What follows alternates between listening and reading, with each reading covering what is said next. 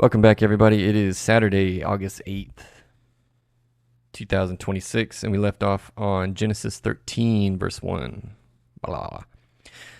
So Abram went up from Egypt, he and his wife and all that he had, and Lot with him, into the Negeb. Now Abram was very rich in livestock, in silver, and in gold, and he journeyed on from the Negeb as far as Bethel, to the place where his tent had been at the beginning, between Bethel and Ai, to the place where he had made an altar at the first. And there Abram called upon the name of the Lord. And Lot, who went with Abram, also had flocks and herds and tents, so that the land could not support both of them dwelling together. For their possessions were so great that they could not dwell together. And there was strife between the herdsmen of Abram's livestock and the herdsmen of Lot's livestock. At that time the Canaanites and the Perizzites were dwelling in the land. Then Abram said to Lot, "Let there be no strife between you and me, and between your herdsmen and my herdsmen, for we are kinsmen. Is not the whole land before you? Separate yourself from me. If you take the left hand, then I will go to the right, or if you take the right hand, then I will go to the left."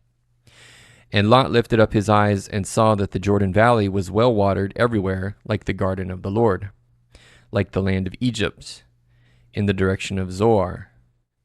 This was before the Lord destroyed Sodom and Gomorrah. So Lot chose for himself all the Jordan Valley, and Lot journeyed east. Thus they separated from each other. Abram settled in the land of Canaan, while Lot settled among the cities of the valley and moved his tent as far as Sodom. Now the men of Sodom were wicked, great sinners against the Lord. The Lord said to Abram, after Lot had separated from him, "Lift up your eyes and look from the place where you are, northward and southward and eastward and westward. For all the land that you see, I will give to you and to your offspring forever. I will make your offspring as the dust of the earth, so that if one can count the dust of the earth, your offspring also can be counted. Arise, walk through the length and the breadth of the land, for I will give it to you." So Abram moved his tent and came and settled by the oaks of Mamre, which were at Hebron. And there he built an altar to the Lord. In the days of Amraphel king of Shinar, Arioch king of Elasar, Chedorlaomer, what's quite a name, Chedorlaomer king of Elam, and Tidal king of Goim. These kings made war with Bera king of Sodom, Bersha king of Gomorrah, Shinab king of Admah, Shemeber king of Zeboim, and the king of Bela, that is Zoar. And all these joined forces in the valley of Siddim, that is the Salt Sea. 12 years they had served Chedorlaomer, but in the 13th year they rebelled. In the 14th year, Chedorlaomer, how do you say that? Chedorlaomer.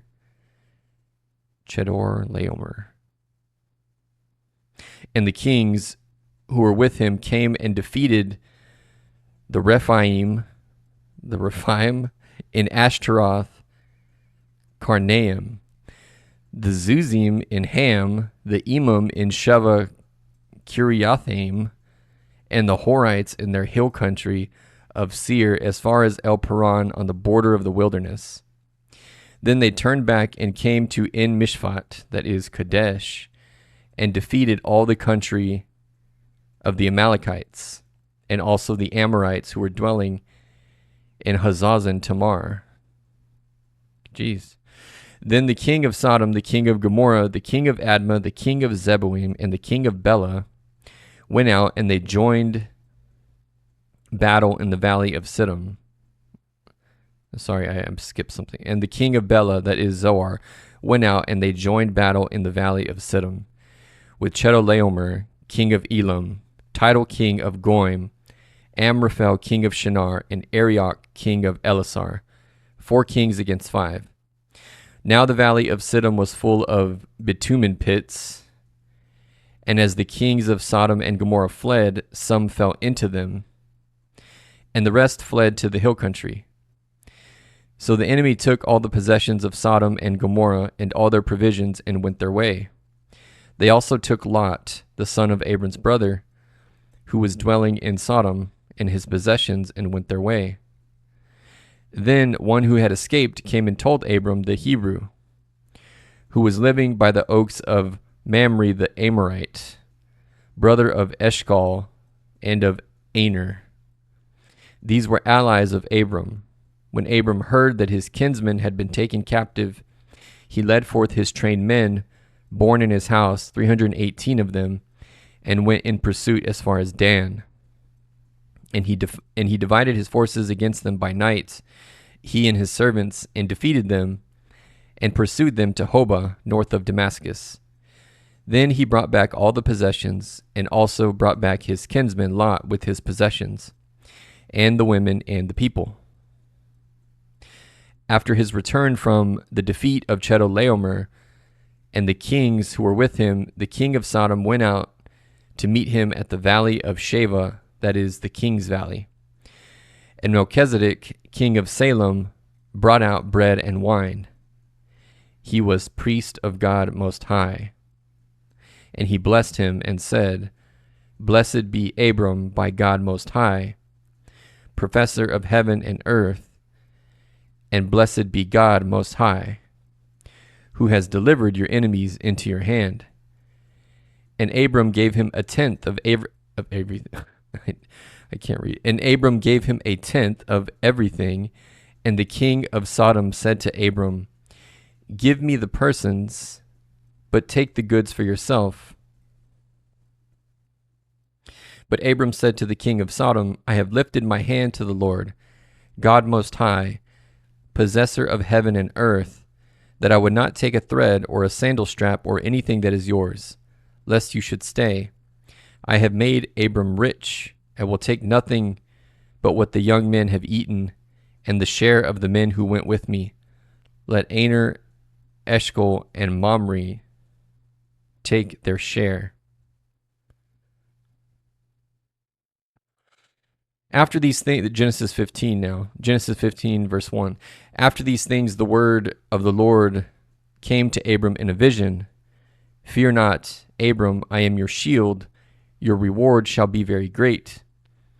But Abram said, O Lord God, what will you give me? For I continue childless, and the heir of my house is Eliezer of Damascus.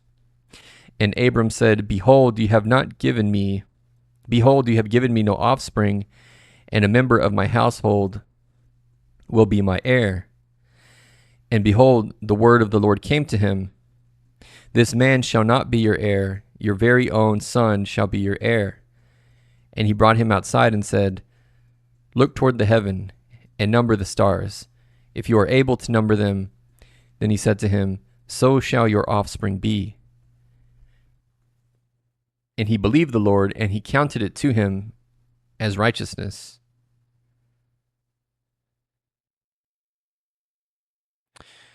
What does that mean? He counted it to him as righteousness.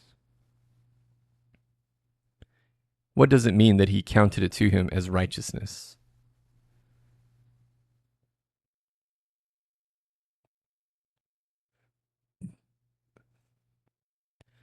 This is a huge verse because it explains the relationship between faith and righteousness that the New Testament later develops in Romans and Galatians.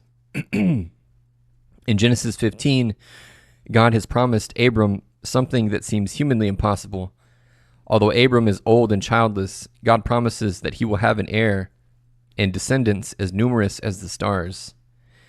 Then it says, and he believed the Lord, and he counted it to him as righteousness. So what does it mean? Counted it to him as righteousness. In simple terms, Abram trusted what God said, and God regarded Abram as righteous on the basis of that faith. Oh, I thought it was saying Abram counted it to God as righteousness. I see. Okay, Abram trusted what God said, and God regarded Abram as righteous on the basis of that faith. Okay. And he said to him, verse 7, and he said to him, I am the Lord who brought you out from Ur of the Chaldeans to give you this land to possess. But he said, O Lord God, how am I to know that I shall possess it? He said to him, bring me a heifer 3 years old, a female goat 3 years old, a ram 3 years old, a turtle dove, a young pigeon. And he brought him all these, cut them in half, and laid each half over against the other. But he did not cut the birds in half. And when the birds of prey came down on the carcasses, Abram drove them away. And the sun was going down, a deep sleep fell on Abram. And behold, dreadful and great darkness fell upon him. Then the Lord said to Abram, know for certain that your offspring will be sojourners in a land that is not theirs, and will be servants there. And they will be afflicted for 400 years. But I will bring judgment on the nation that they serve, and afterward they shall come out with great possessions. As for you, you shall go to your fathers in peace, and you shall be buried in a good old age. And they shall come back here in the 4th generation, for the iniquity of the Amorites is not yet complete. When the sun had gone down and it was dark, behold, a smoking firepot and a flaming torch passed between these pieces. On that day the Lord made a covenant with Abram, saying, to your offspring I give this land, from the river of Egypt to the great river, the river Euphrates, the land of the Kenites, the Kenizzites, the Cadmonites, the Hittites, the Perizzites, the Rephaim, the Amorites, the Canaanites, and the Girgashites, and the Jebusites. It's a lot of ites. Genesis 16, verse 1. Now Sarai, Abram's wife, had borne him no children. She had a female Egyptian servant whose name was Hagar. And Sarai said to Abram, behold, now the Lord has prevented me from bearing children. Go into my servant, and it may be that I shall obtain children by her. And Abram listened to the voice of Sarai. So after Abram had lived 10 years in the land of Canaan, so after Abram had lived 10 years in the land of Canaan, Sarai, Abram's wife, took Hagar the Egyptian, her servant, and gave her to Abram, her husband, as a wife. And he went into Hagar, and she conceived. And when she saw that she had conceived, she looked with contempt on her mistress. And Sarai said to Abram, may the wrong done to me be on you. I gave my servant to your embrace. And when she saw that she had conceived, she looked on me with contempt. May the Lord judge between you and me. But Abram said to Sarai, behold, your servant is in your power. Do to her as you please.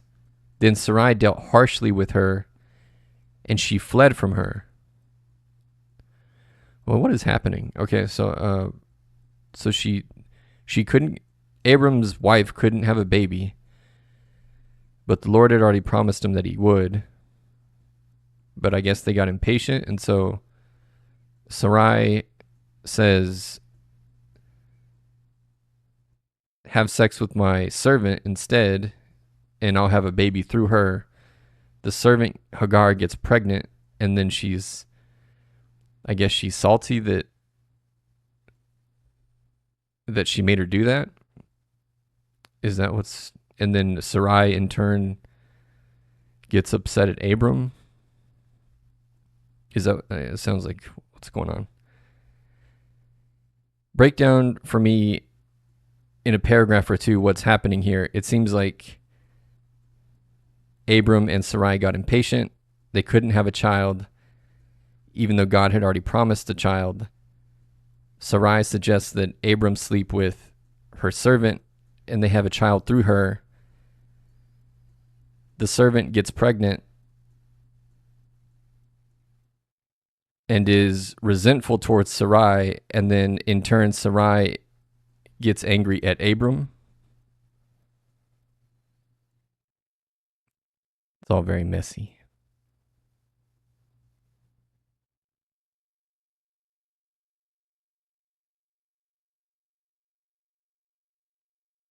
That is a question, not a statement. Okay.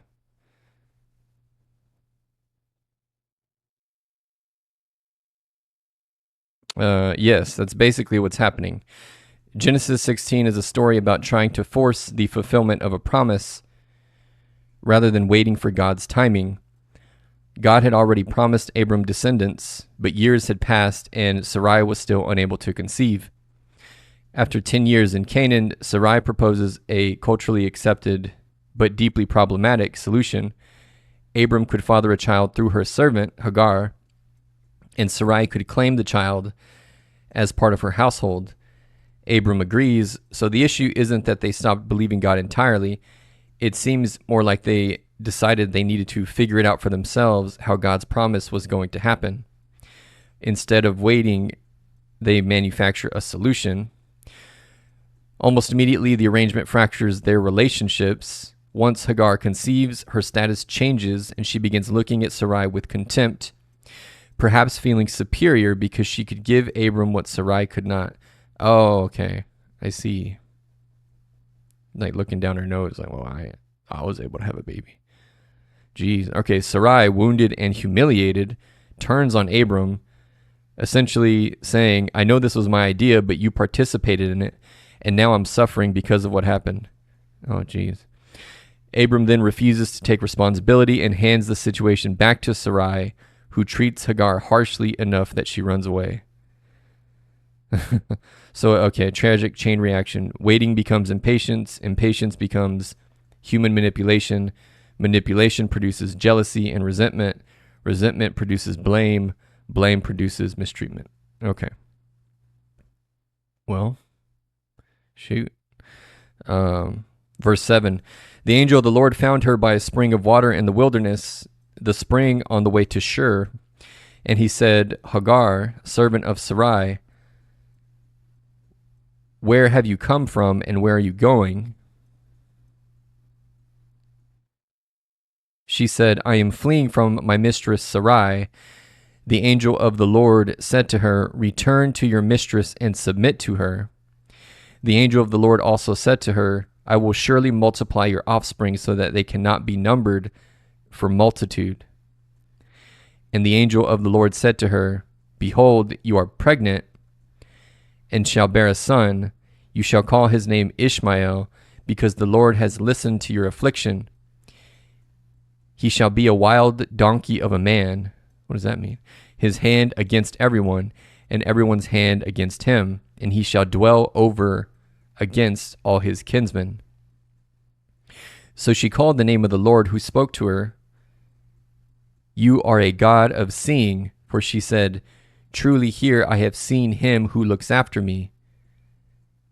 What? Therefore the well was called Bir Lahai Roy. It lies between Kadesh and Bered. So, okay, so this is interesting. So this is the angel of the Lord, not an angel of the Lord, meaning this is perhaps a Christophany, a Jesus sighting in the Old Testament.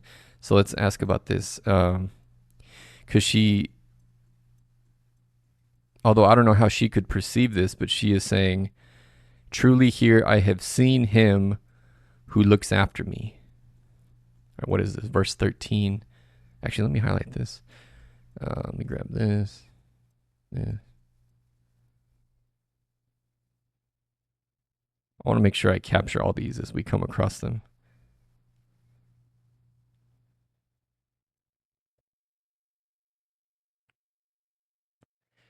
Tell me about this encounter and what the theologians say in relation to this being a Christophany.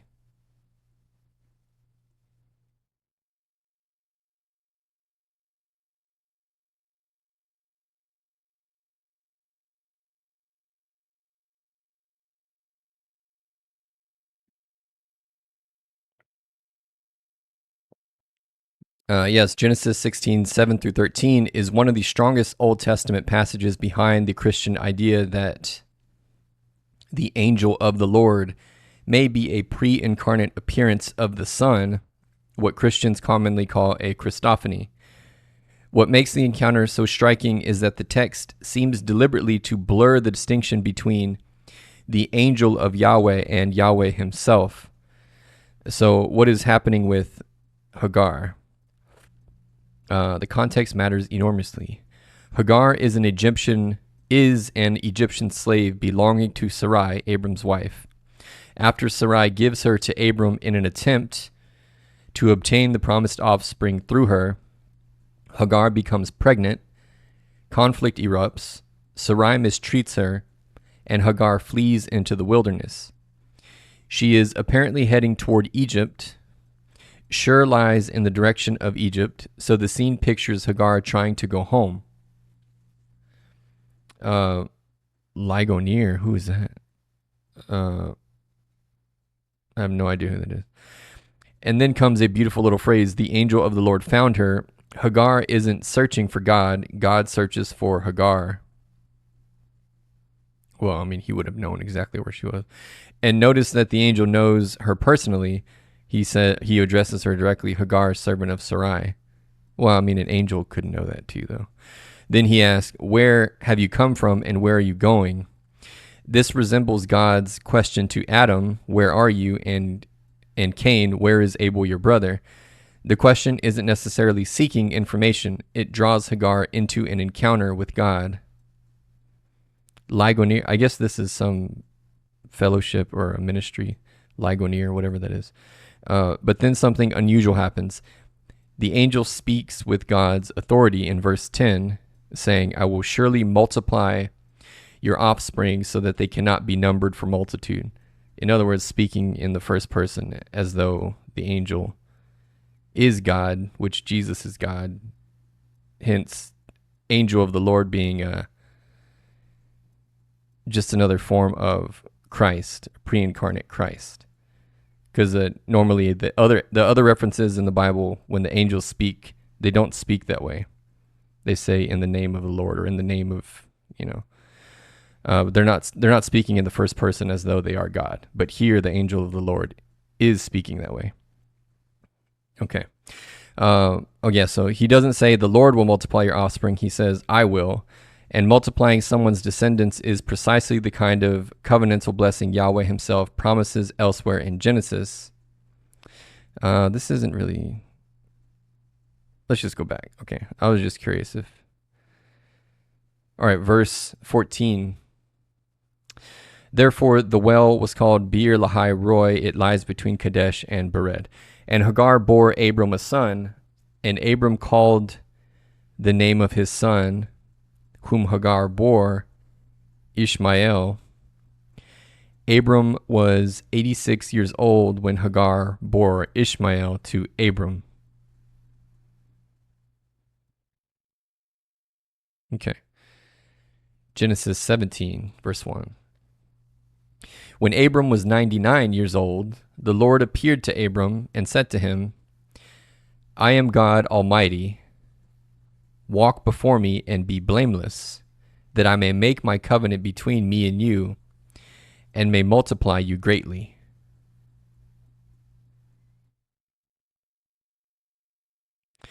Then Abram fell on his face, and God said to him, Behold, my covenant is with you. You shall be the father of a multitude of nations. Oh, hold on. I can't. Hold on. I know elsewhere, or I think Jesus said it himself, that no one has ever seen God other than himself. So what does this mean?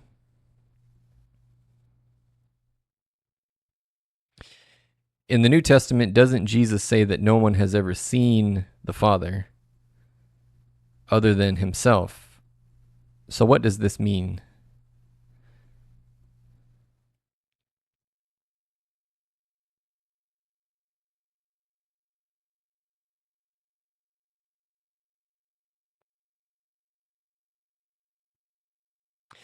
Yes, you're noticing a real tension in the wording, and it shows up in several places in Scripture. Jesus says things such as in John 6:46, not that anyone has seen the Father except he who is from God. He has seen the Father, which is himself. And John writes in John 1:18, no one has ever seen God, the only God who is at the Father's side. He has made him known. Yet Genesis 17:1 says the Lord appeared to Abram. So what exactly did Abraham see? The key distinction, God can appear without the Father being seen directly. Genesis doesn't necessarily mean Abraham looked upon God the Father in his unveiled divine essence. The Hebrew verb translated appeared, ra'ah, in this form, was seen, appeared, describes God making himself perceptible to Adam, a theophany or visible manifestation of God. Okay, so not necessarily his actual form, but okay. Oh yeah, here in Exodus, he tells Moses, you cannot see my face, for a man shall not see me and live. So obviously he didn't see God's true form. Perhaps some aspect of him, or he sent a shining light or something to denote his presence. So Abram knew he was in God's presence, but he didn't actually see God's true form. If we take this at face value. Verse 2, that I make my, or no, I read that. Verse 3, then Abram fell on his face, and God said to him, behold, my covenant is with you, and you shall be the father of a multitude of nations. No longer shall your name be called Abram, but your name shall be Abraham, for I have made you the father of a multitude of nations. I will make you exceedingly fruitful, and I will make you into nations, and kings shall come from you. And I will establish my covenant between me and you and your offspring after you throughout their generations for an everlasting covenant, to be God to you and to your offspring after you. And I will give to you and to your offspring after you the land of your sojournings, all the land of Canaan, for an everlasting possession, and I will be their God. And God said to Abraham, as for you, you shall keep my covenant, you and your offspring after you throughout their generations. This is my covenant, which you shall keep between me and you and your offspring after you. Every male among you shall be circumcised.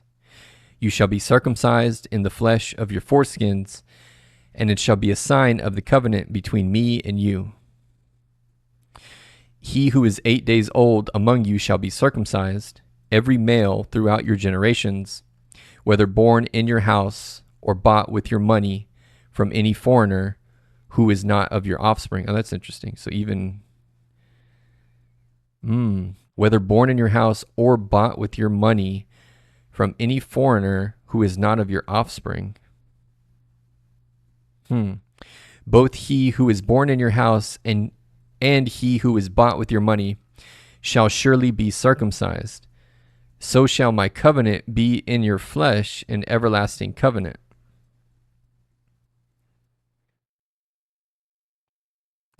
So shall my covenant be in your flesh, an everlasting covenant.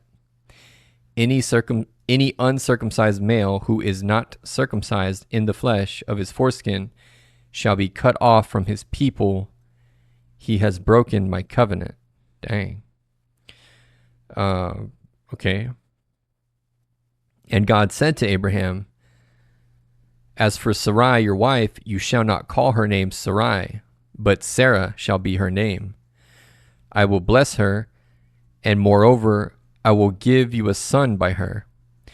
I will bless her, and she shall become nations. Kings of peoples shall come from her. Then Abraham fell on his face and laughed, and said to himself, shall a child be born to a man who is 100 years old? Shall Sarah, who is 90 years old, bear a child? And Abraham said to God, oh, that Ishmael might live before you. God said, no, but Sarah your wife shall bear you a son, and you shall call his name Isaac. I will establish my covenant with him as an everlasting covenant for his offspring after him. As for Ishmael, I have heard you. Behold, I have blessed him, and I will make him fruitful and multiply him greatly. He shall father 12 princes, and I will make him into a great nation. But I will establish my covenant with Isaac, whom Sarah shall bear to you at this time next year. So this is really interesting that, so God didn't, why is it doing that? The heck? Oh my gosh. God didn't punish him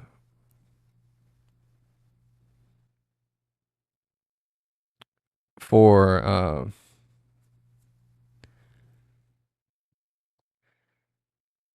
doing his own thing, like trying to make the promise manifest on his own by having a baby with his wife's servant.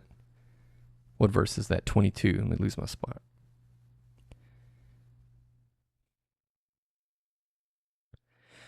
What do theologians think about God's relationship with Abraham? He seems very lenient on Abraham in the sense that he promised him that he would take care of him and give him great things. And yet Abraham doubted him when he deceived Pharaoh about Sarai being his sister. And then also was impatient with God's promise of a child and instead try to manufacture a child through Sarai's servant. And yet God was merciful and still blessed Ishmael in addition to Isaac. Why do you think this is?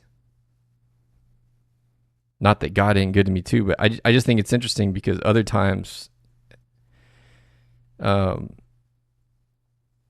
the Bible, well, I guess I should ask that too.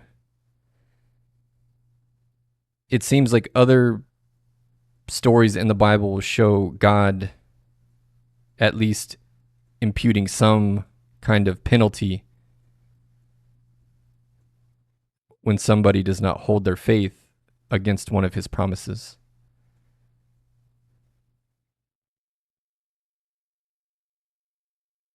And I guess the obvious answer is he's God and he can do whatever he wants. So, but in case there's something to derive from it, I think it's interesting to ask about.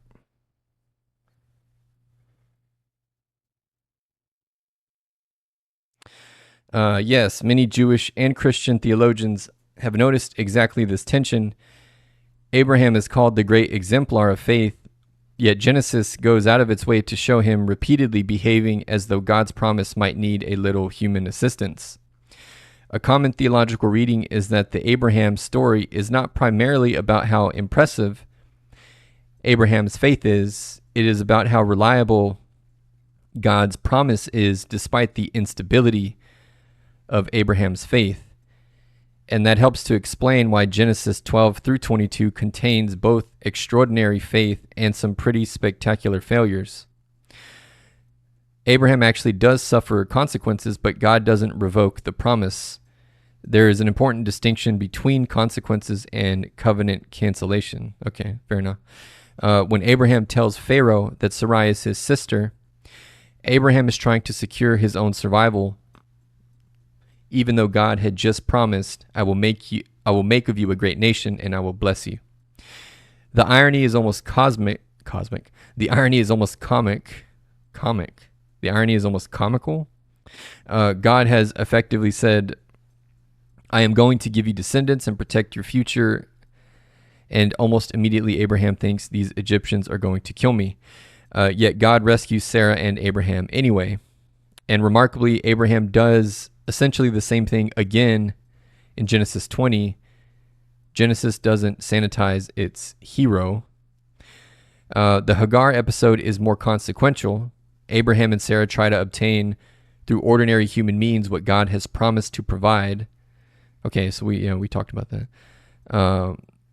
But God doesn't cancel the covenant. Let's see. Paul actually builds theology on this. This becomes extremely important in Paul's interpretation of Abraham. In Romans 4, Paul doesn't present Abraham as someone who earned God's covenant through sufficiently perfect faith. He emphasizes that God's promise rests on grace. Romans 4:16 reads, "That is why it depends on faith, in order that the promise may rest on grace and be guaranteed." And Paul says something particularly interesting about Abraham. He says, "No unbelief made him waver concerning the promise of God, but he grew strong in his faith." Romans 4:20. At first glance, you almost want to say, "Paul, did you read Genesis?" Yeah, true. Because Abraham laughs, Sarah laughs. Abraham proposes Ishmael as an alternative. Abraham twice endangers Sarah because he's afraid someone would kill him. But Paul seems to be looking at the overall trajectory of Abraham's relationship with God rather than claiming that Abraham never experienced doubt. Abraham's faith is real, but it develops. Genesis itself depicts that development. Okay. All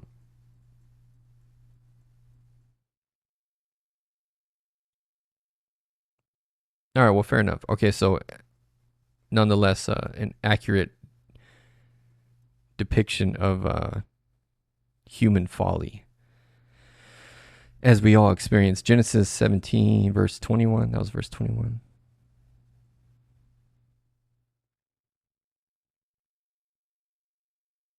Okay, verse 22. When he had finished talking with him, God went up from Abraham.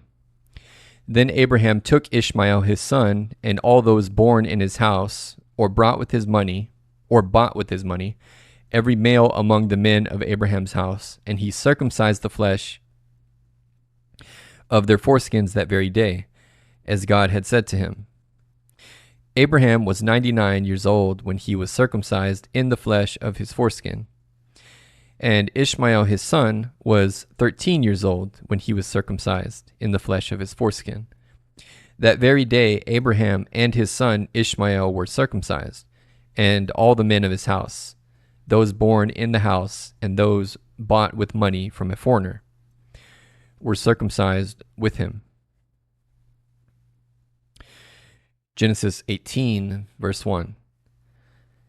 And the Lord appeared to him by the oaks of Mamre. How do you say? I got to get this right. This is going to bother the heck out of me. How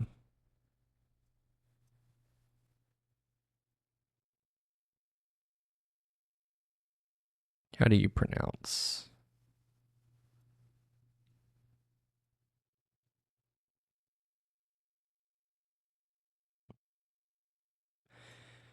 Mamre. Okay, so it is Mamre. Okay. And the Lord appeared to him by the oaks of Mamre, as he sat at the door of his tent in the heat of the day. He lifted up his eyes and looked, and behold, 3 men were standing in front of him. And the Lord appeared to him by the oaks of Mamre, as he sat by the door of his tent in the heat of the day. He lifted up his eyes and looked, and behold, 3 men were standing in front of him. When he saw them, he ran from the tent door to meet them and bowed himself to the earth, and said, O Lord, if I have found favor in your sight, do not pass by your servant. Wait, who is this? Who? It goes from that very day Abraham and his sons were all circumcised. Okay, and then I guess this is referring to Abraham. And the Lord appeared to him by the oaks of Mamre as he sat at the door of his tent in the heat of the day. He lifted up his eyes and looked, and behold, 3 men were standing in front of him. When he saw them, he ran from the tent door to meet them and bowed himself to the earth and said, O Lord, if I have found favor in your sight, do not pass by your servant. Let a little water be brought, and wash your feet, and rest yourselves under the tree. while I bring a morsel of bread, that you may refresh yourselves, and after that you may pass on, since you have come to your servant. So they said, do as you have said. And Abraham went quickly into the tent to Sarah and said, quick, 3 seahs of fine flour, knead it and make cakes. And Abraham ran to the herd and took a calf, tender and good, and gave it to a young man who prepared it quickly. Then he took curds and milk and the calf that he had prepared and set it before them. And he stood by them under a tree while they ate. They said to him, where is Sarah your wife? And he said, she is in the tent. The Lord said, I will surely return to you about this time next year, and Sarah your wife shall have a son. And Sarah was listening at the tent door behind him. Now Abraham and Sarah were old, advanced in years. The way of women had ceased to be with Sarah, meaning she wouldn't have her period anymore. She wasn't having her period. So Sarah laughed to herself, saying, after I am worn out and my Lord is old, shall I have pleasure? The Lord said to Abraham, why did Sarah laugh and say, shall I indeed bear a child now that I am old? Is anything too hard for the Lord? At the appointed time I will return to you about this time next year, and Sarah shall have a son. But Sarah denied it, saying, I did not laugh, for she was afraid. He said, no, but you did laugh. So I guess he somehow knew that God was visiting him through these men. Is that what's happening here? Then the men set out from there, and they looked down toward Sodom, and Abraham went with them to set them on their way. The Lord said, shall I hide from Abraham what I am about to do, seeing that Abraham shall surely become a great and mighty nation, and all the nations of the earth shall be blessed in him? For I have chosen him that he may command his children and his household after him to keep the way of the Lord by doing righteousness and justice, so that the Lord may bring to Abraham what he has promised him. Then the Lord said, because the outcry against Sodom and Gomorrah is great and their sin is very grave, I will go down to see whether they have done altogether according to the outcry that has come to me. And if not, I will know. Okay, I have a lot of questions now. Shoot. Let's keep reading and then we'll go back.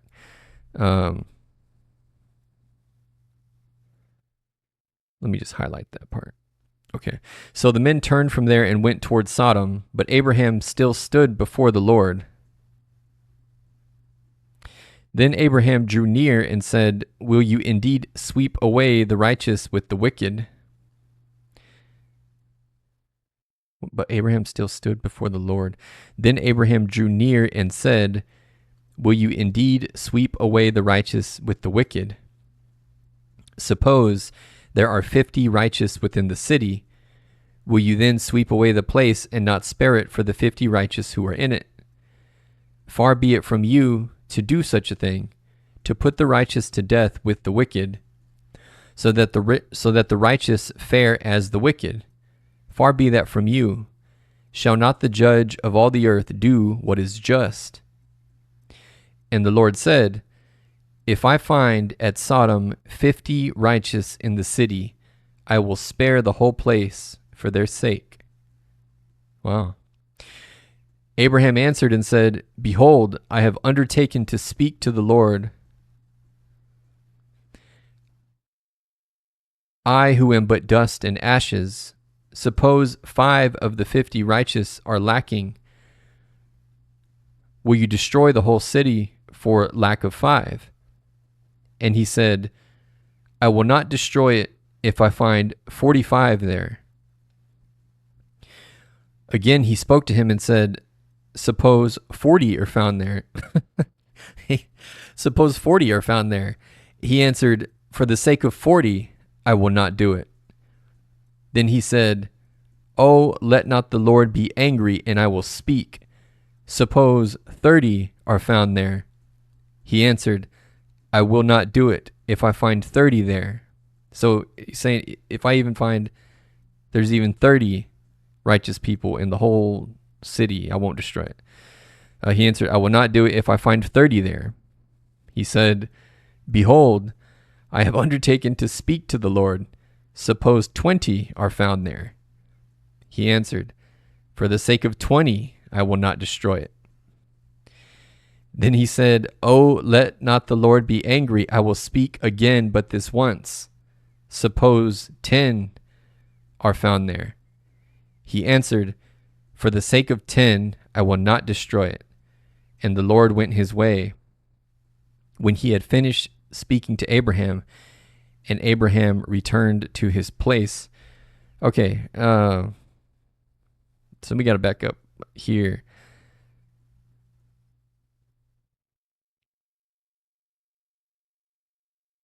I'm wondering why did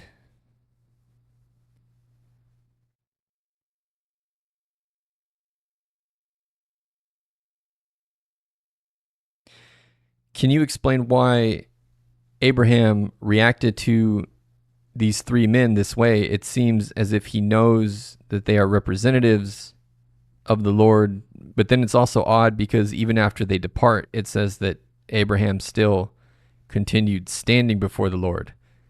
So what is going on here?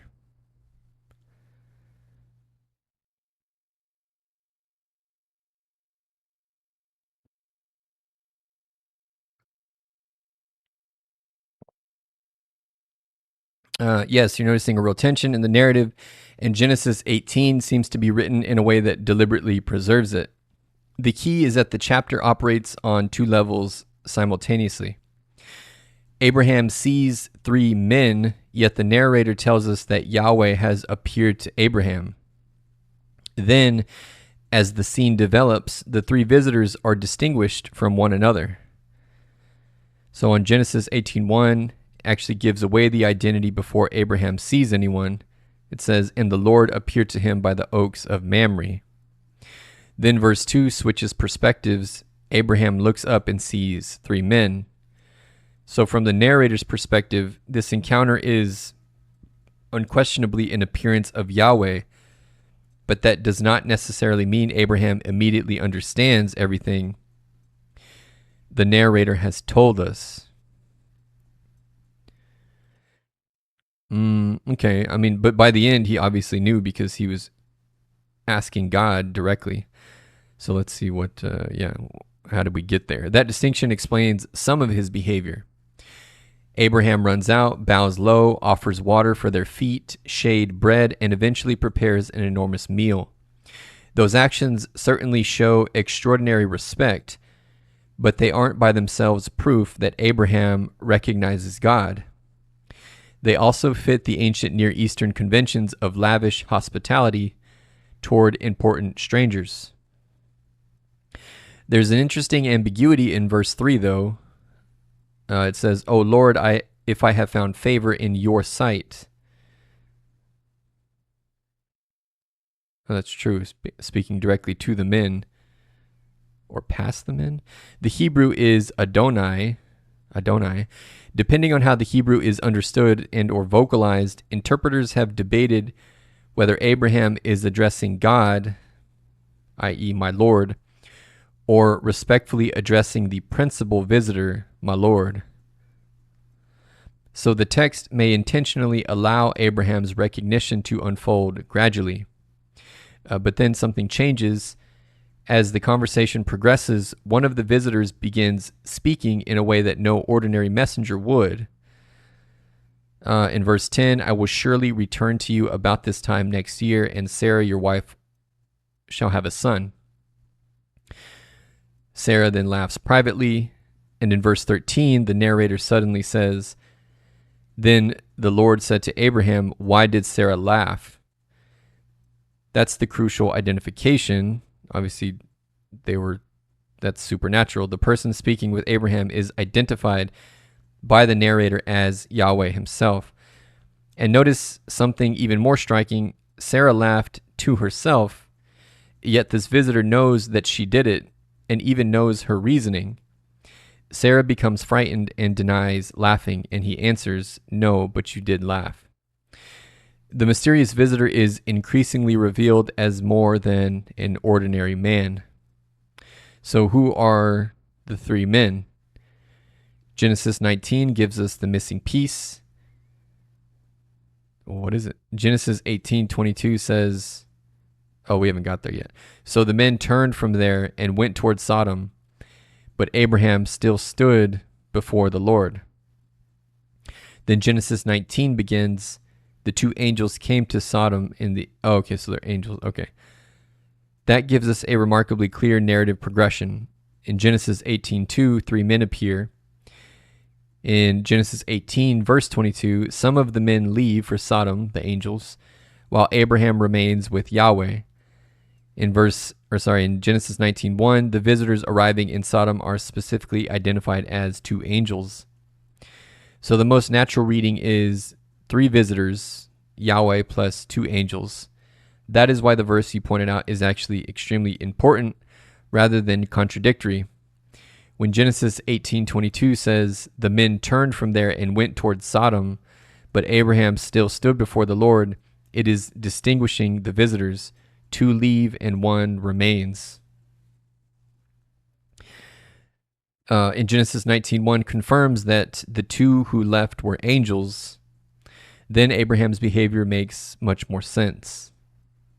Okay.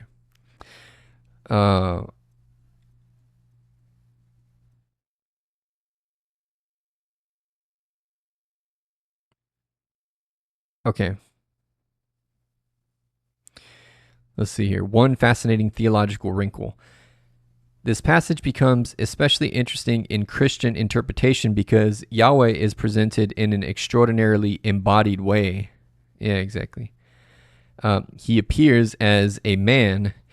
Abraham runs to him. He stands there. He apparently eats the meal Abraham provides. He converses face to face with Abraham. Then he physically goes his way. This is a real depiction back then. For that reason, some Christian interpreters historically understood Genesis 18 as a theophany, a visible manifestation of God, and some specifically as a Christophany, a pre-incarnate appearance of the Son. There's another famous Christian interpretation, especially in Eastern Christianity, that sees the three visitors as an image or foreshadowing of the Trinity. I don't know about that. I mean, it says it literally in the next chapter that they're angels, so I don't think that's right. All right. Fascinating stuff here. Where was I? Shoot. Actually, let me highlight this whole thing because I wanted to. If that is another Christophany, which if I had to.